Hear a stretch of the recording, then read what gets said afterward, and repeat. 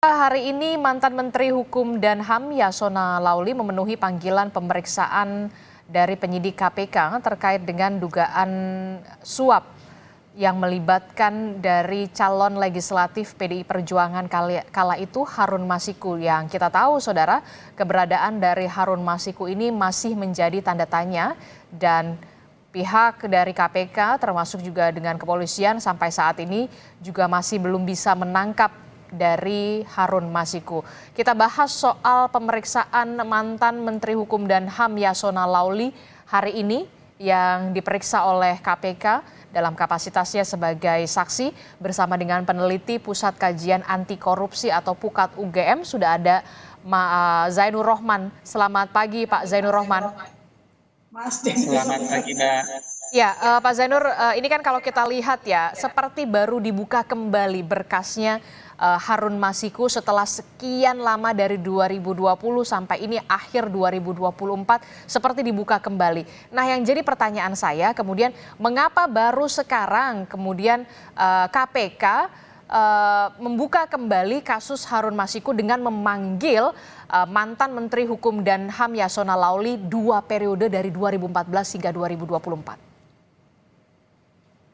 Ya, memang kasus Harun Masiku ini penuh dengan halangan, rintangan, dan hambatan gitu ya. Kita tahu misalnya ada informasi ketika dilakukan pengejaran terhadap Harun Masiku, ada upaya untuk menghalangi penyidik KPK melakukan penangkapan.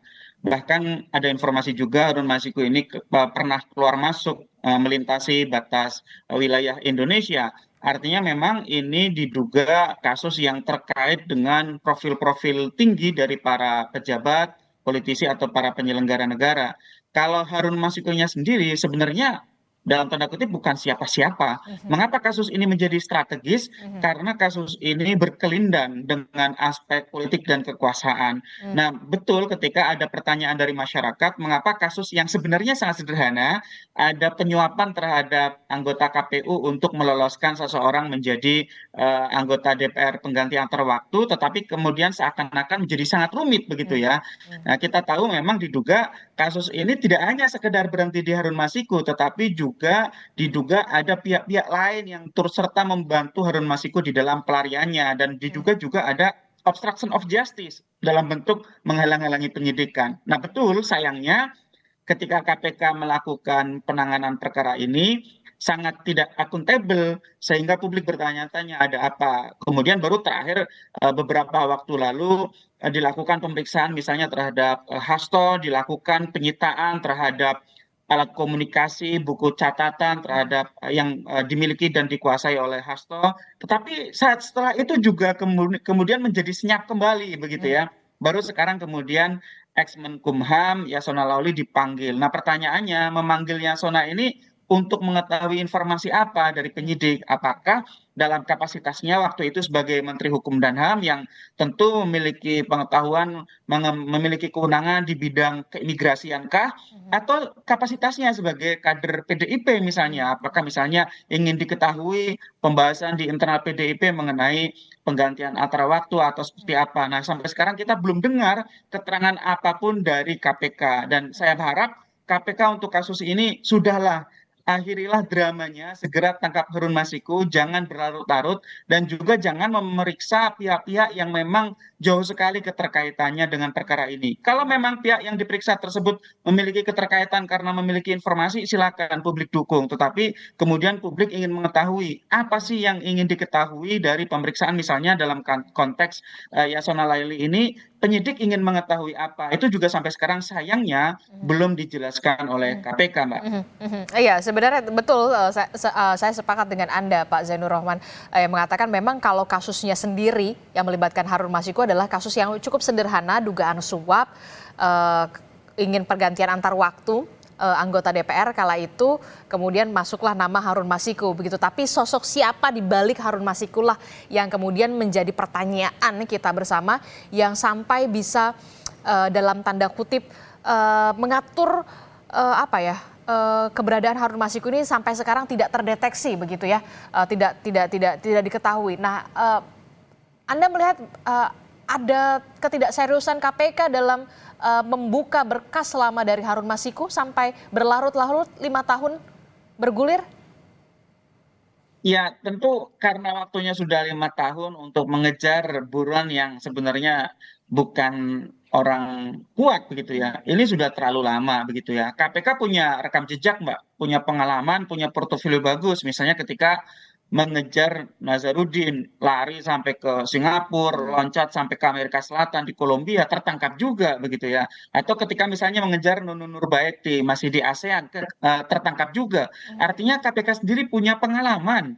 Ya, artinya KPK punya kemampuan untuk melakukan pengejaran terhadap tersangka-tersangka yang lari ke luar negeri, bahkan sampai sangat jauh seperti Nazarudin itu yang sampai ke Amerika Selatan. Nah, untuk kasus Harun Masiku, ini seakan-akan KPK powerless gitu ya, tidak punya kekuatan, tidak punya daya, dan kalau kita lihat memang semasa di bawah kepemimpinan Firly Bahuri terlihat betul betapa kasus ini mandek saya lihat begitu ya.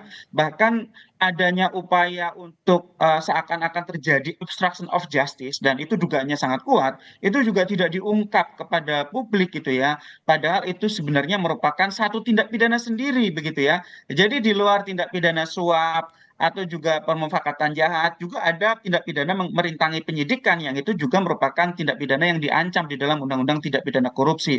Nah, artinya memang ini harus dibongkar secara total oleh KPK. Mungkin kalau kemarin publik masih menduga-duga ini sangat terkait dengan Firly Bahuri. Sekarang Firly Bahuri sudah menjadi tersangka di Polda Metro Jaya. Ketuanya sekarang adalah Pak Nawawi Pomolango.